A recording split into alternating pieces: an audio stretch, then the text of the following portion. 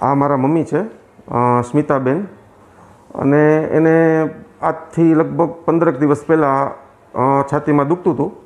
પછી ત્યાંના અમારા ફેમિલી ડૉક્ટરને રાણીંગા સાહેબને બતાવ્યું હતું, અને એણે અમને TMT ને ઇકો ને બધું કરાવવાનું કીધું, પણ એમાં કંઈ આવતું નહોતું અને એને છાતીમાં દુખાવો ચાલુ હતો.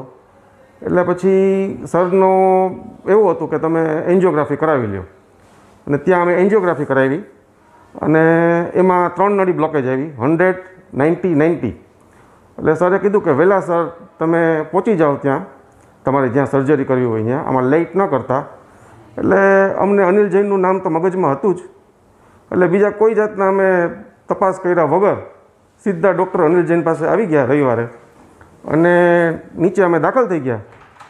અને સર મને મળ્યા, મને કે આપણે મંગળવારે સર્જરી કરશું. મેં કીધું ઓકે.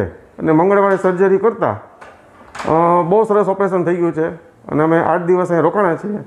ફૂલ ફેસિલિટી છે, અને અમે પણ બીજાને રિકમેન્ડ કરીએ છીએ કે તમે કાંઈ બી વિચાર્યા વગર સારી રીતે સક્સેસ ઓપરેશન કરાવવું હોય તો ડૉક્ટર અનિલ જૈન પાસે પહોંચી જાઓ.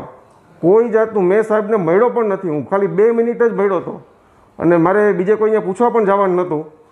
વિશ્વાસ જ હતો કે અનિલ જૈન પાસે જ કરાવવું છે. સર કહી કે તમારું આટલી રિસ્ક ઝોન છે, ગમે તે રિસ્ક ઝોન હોય કરાવવું છે અનિલ સર પાસે જ, અને બહુ સરસ કરી દીધું.